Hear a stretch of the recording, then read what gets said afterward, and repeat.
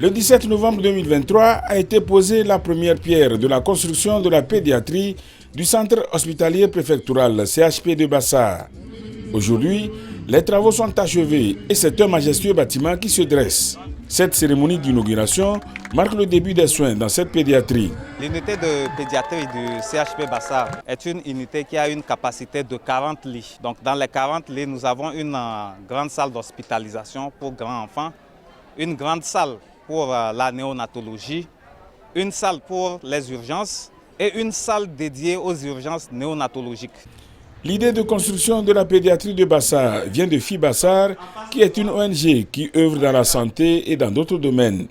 Cette ONG a dû recourir à ses partenaires de la clinique de Nuremberg en Allemagne pour la mobilisation des ressources financières afin de pouvoir ériger l'ouvrage. Ce projet a vu le jour à travers les populations de Bassar. Les populations de Bassar ont exprimé un besoin pour la construction de la pédiatrie et ils sont venus voir l'ONG FIBassar qui, à travers ses partenaires de l'hôpital de Nuremberg, ont pu contribuer et réaliser ce projet. La collaboration ne fait que commencer, ça va se prolonger. On a vu déjà au début qu'il y a deux choses principales qui sont vraiment un problème. La première chose était l'eau qui manquait. Et la deuxième chose était qu'il y a beaucoup d'enfants qui ne sont pas bien soignés ici parce qu'il n'existe pas les moyens.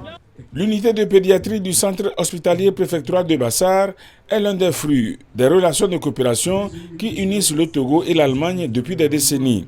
Ces relations ont été saluées par le premier secrétaire aux affaires de la coopération de l'ambassade d'Allemagne au Togo, Johannes Klotz, le préfet de Bassar, Hodabalo Assia, et le directeur régional de la santé de la Kara, Sebabe Agoro, représentant son ministre de tutelle.